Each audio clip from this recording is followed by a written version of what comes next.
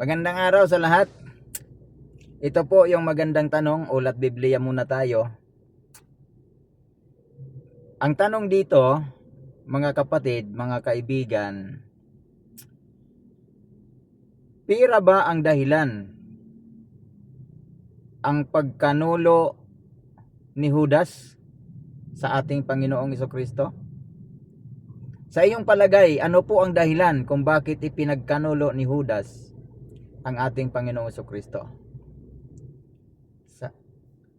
Tunghayan po natin ang ating mga Biblia sa Mateo 26:13. Sinasabi ko sa inyo, saan man sa mundo ipapangaral ang mabuting balita, ang ginawa ng babaeng ito at sasabihin din bilang pag-alala sa kanya.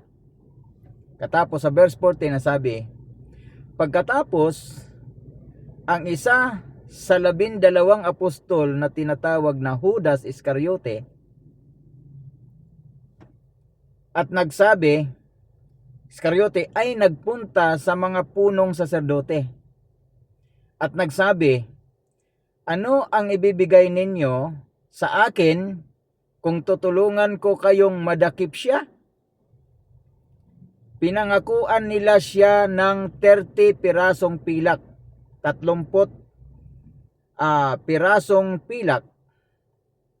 Kaya mula noon ay palagi siyang naghahanap ng magandang pagkakataon para maibigay si Jesus sa kaaway.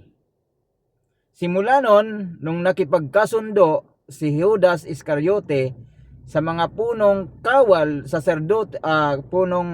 saserdote, ay naghihintay siya ng pagkakataon na maipadakip niya si Jesus sa mga kaaway.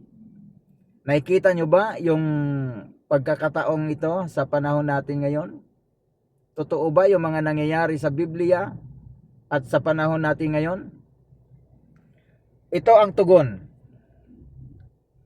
Ang tanong kanina, pira ba ang dahilan kung bakit nagkanulo si Judas? Nang mag-umaga na, pinag-uusapan ng lahat ng punong saserdote at matatandang lalaki ng bayan kung paano maipapatay si Jesus. Matapos siyang gapusin, nila siya kay Pilato, ang gobernador. Dinala si Jesus kay Pilato na gobernador. Nang makita ng traidor na si Judas na nahatulan na si Jesus, nabagabag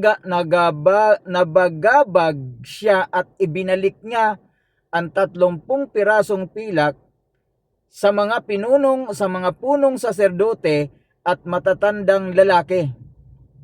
At sinabi, nagkasala ako, nagtraidor ako sa isang taong matuwid. Sinabi nila, ano ngayon sa amin? Problema mo na yan. Ngayon ang tanong, sa inyong palagay dito sa binasa natin, ano ang dahilan ng pagkanulo ni Judas sa ating Panginoong Kristo? Yun ba ay pira? O mayroon pang iba? Dahil kung pira ang dahilan kung bakit niya pinagkanulo ang ating Panginoong Kristo, bakit kinakailangan niyang ibalik ang 30 pirasong pilak sa mga saserdote?